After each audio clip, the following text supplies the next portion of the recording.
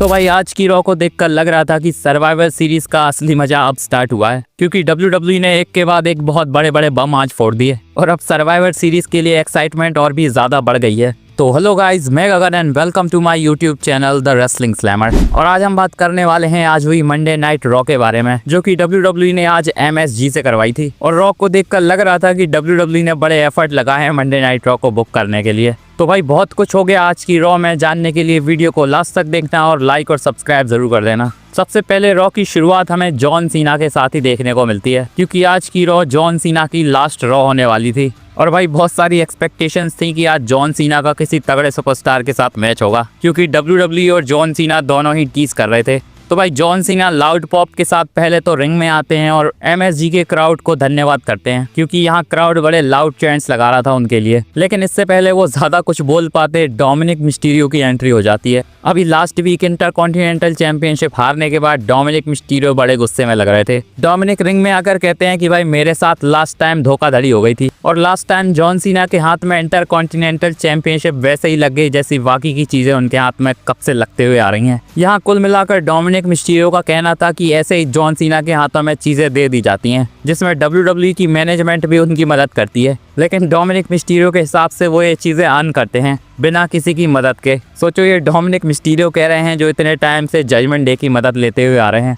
अभी John Cena कहते हैं कि भाई मैं समझ रहा हूँ कि तुझे इंटरकॉन्टिनेंटल चैंपियनशिप के लिए रीमैच चाहिए, और यहाँ वो उन्हें रीमैच दे भी देते हैं, जो कि लग रहा था कि शायद आज ही हो जाएगा। लेकिन इसके बाद पता नहीं क्यों डोमिनिक मिस्टीरियो मना कर देते हैं। यहाँ शायद उन्हें डर लग रहा था, क्योंकि लास्ट टाइम जॉन सीना की जगह पर वो मैच को हार गए थे। तो डोमिनिक मिस्टीरियो यहाँ कहते हैं कि भाई अब की बार मैं मेरे हिसाब से चीज़ें करूँगा, और यहाँ वो बताते हैं कि सर्वाइवर सीरीज़ में जॉन सीना के साथ उन्हें मैच चाहिए, जो कि इंटरकॉन्टिनेंटल चैंपियनशिप के लिए होगा। तो भाई अभी ये मैच रॉ में नहीं, सर्वाइवर सीरीज़ में हमें देखने को मिलने वाला है। अभी जॉन सीना कहते हैं कि चल भाई ठीक है, टाइटल के लिए ना सही लेकिन ऐसे ही मैच कर लेते हैं, क्योंकि उन्होंने वादा किया था कि एक अच्छा मैच आज वो रॉ में करने वाले हैं। लेकिन यहाँ इससे पहले और कुछ होता, जजमेंट डे की एंट्री हो जाती है, और यहाँ जॉन सीना की रिंग में धुलाई हो रही थी, जिसके बाद जॉन सीना को बचाने के लिए शेमस और रे मिस्टीरियो की एंट्री होती है, और जॉन सीना अनाउंस करते हैं कि अब हमें 3-on-3 टैग टीम मैच देखने को मिलेगा। सोचो इतनी तगड़ी हाइप बनाई WWE, और जॉन सीना ने आज उनके लास्ट मैच की, लेकिन बड़ा ही घटिया सा मैच उठाकर लाई WWE।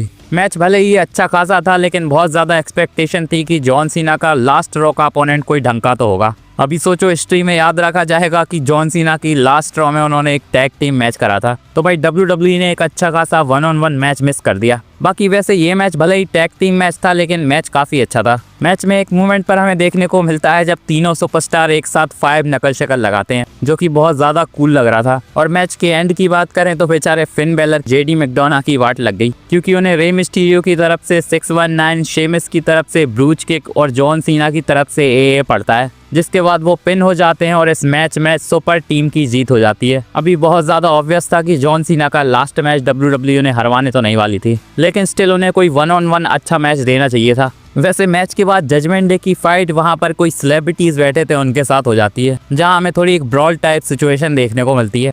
अभी पता नहीं WWE ने ये ब्रॉल सिर्फ उन सेलिब्रिटीज को दिखाने के लिए करवाई है, या फिर इसका फ्यूचर में भी कोई मतलब होने वाला है। वैसे इसके बाद नेक्स्ट हमें देखने को मिलते हैं बैक स्टेज से एडम पेयर्स और निक ऑल्डिस, जो कि लग रहा था कि शायद पॉल हेमन से नाराज हैं, क्योंकि उन्होंने ड्रू मैकिंटायर को अपनी टीम में ले लिया। इसके बाद यहाँ पॉल हेमन भी आते हैं, जिनके चेहरे पर एक अच्छी खासी स्माइल थी, क्योंकि भाई बंदा बहुत तगड़े तगड़े प्लान्स बनाकर बैठा था, जो कि आज हमें पता चलने वाले थे। यहाँ पॉल हेमन बताते हैं कि भाई भले ही तुम लोग अभी ड्रू मैकिंटायर के डिसीजन से नाराज हो, लेकिन अब जो 5वां मेंबर होने वाला है उससे तुम लोग शॉक हो जाओगे। और रॉ के एंड में हमें पता चलने वाला था कि वो 5वां मेंबर कौन होगा। नेक्स्ट इसके बाद हमें एंट्री देखने को मिलती है स्टेफनी वकार की, जो कि बेचारी ढंग से एंट्री भी नहीं कर पाती, क्योंकि एंट्रेंस पर ही उन पर निकी बेला अटैक कर देती हैं। अभी बहुत ज़्यादा ऑब्वियस है कि निकी बेला और स्टेफनी वकार की फ्यूड WWE आगे लेकर जाने वाली है, तो यहाँ ज़्यादा कुछ तो नहीं होता। लेकिन निकी बेला का कहना है कि उन्हें वुमेन्स चैंपियनशिप चाहिए, जो कि शायद जल्द ही वो उनसे लेने वाली हैं। अभी लग रहा है कि शायद ये सर्वाइवर सीरीज में मैच होने वाला है। इसके बाद बैक स्टेज से हमें बेली और लायरा वल्कीरिया देखने को मिलते हैं, और यहाँ ऑस्का और कायरी जेन भी आते हैं।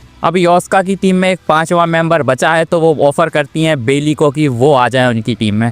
लेकिन भाई बेली के साथ इतना बुरा करने के बाद बेली कैसे उनकी टीम में आ सकती हैं, तो यहाँ वो उनके ऑफर को मना कर देती हैं। इसके बाद हमें the last time is now के टूर्नामेंट का मैच देखने को मिलता है, जो कि सोलो सिकोआ और उनके किसी मिस्ट्री अपोनेंट के साथ होने वाला था। और हमें पता चलता है कि सोलो सिकोआ के आज अपोनेंट डॉल्फ जिगलर होने वाले हैं। तो भाई इतने टाइम के बाद डॉल्फ जिगलर ने WWE में वापसी कर ली। वैसे फिलहाल TNA में डॉल्फ जिगलर निक नेमेथ के नाम से जाने जाते हैं, लेकिन यहाँ उन्हें डॉल्फ जिगलर ही बुलाया जा रहा था। बाकी इस मैच की बात करें तो ये मैच हमें बहुत ज्यादा अच्छा देखने को मिलता है। हमें पता है कि डॉल्फ जिगलर कितने अच्छे तरीके से मूव को सेल करते हैं। शायद इसी वजह से आज सोलो सिकोआ बड़े तगड़े लग रहे थे, क्योंकि उनका हर मूव डॉल्फ जिगलर बड़े अच्छे तरीके से सेल कर रहे थे। बाकी बात करें मैच के एंड की, तो सोलो सिकोआ को स्वीट चिन म्यूजिक पड़ने वाला था डॉल्फ जिगलर की तरफ से, लेकिन यहाँ वो बच जाते हैं और उल्टा डॉल्फ जिगलर को ही समवन स्पाइक पड़ जाती है और आज सोलो सिकोआ एडवांस कर गए हैं टूर्नामेंट में। अभी वैसे ये डॉल्फ जिगलर की भी अपीयरेंस शायद वन टाइम ही होगी, पर भाई WWE को उनको फिर से WWE में वापस लेकर आना चाहिए। नेक्स्ट हमें रिंग में एलेक्सा ब्लिस देखने को मिलती हैं, जो कि शार्लेट फ्लेयर को कॉल आउट कर रही थी,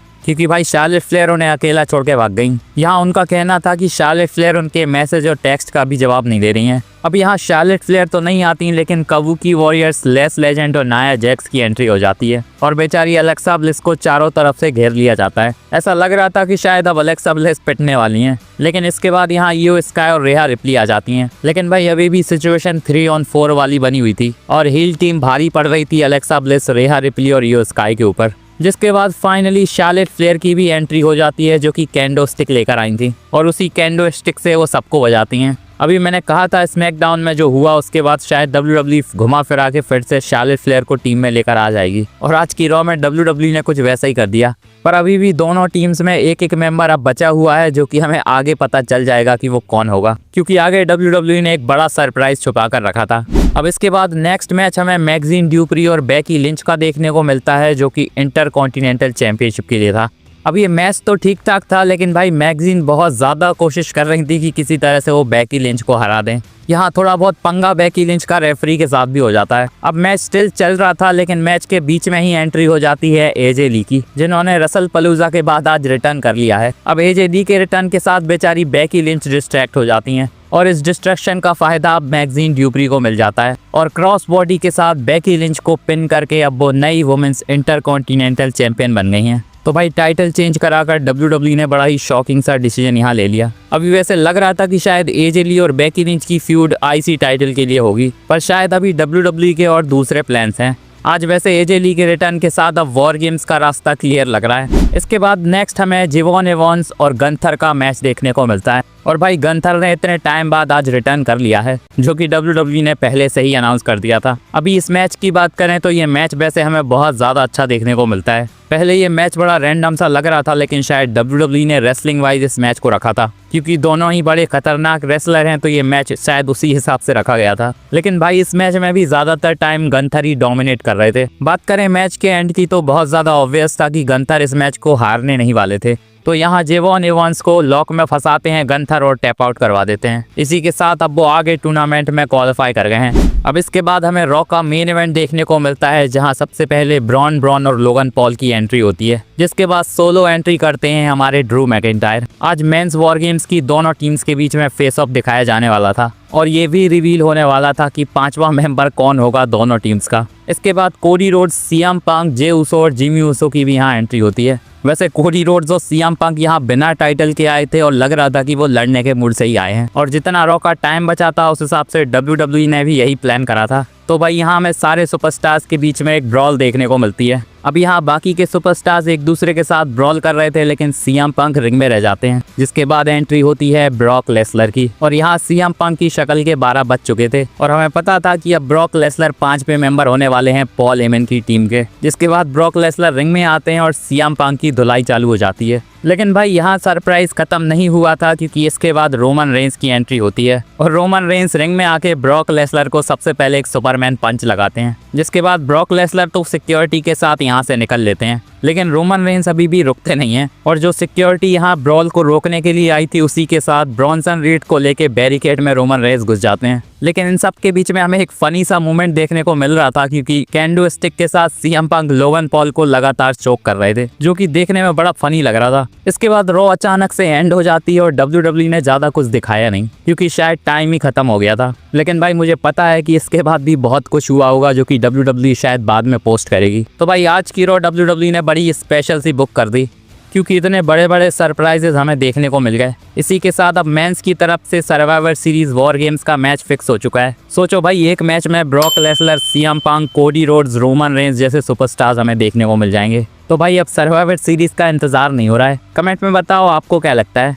बाकी मेरी ये वीडियो अच्छी लगी हो तो इसे लाइक और चैनल को सब्सक्राइब जरूर कर देना और बेल आइकन को भी दबा देना ताकि मेरी वीडियो की अपडेट आप तक पहुंचती रहे। मिलते हैं नेक्स्ट वीडियो में, धन्यवाद।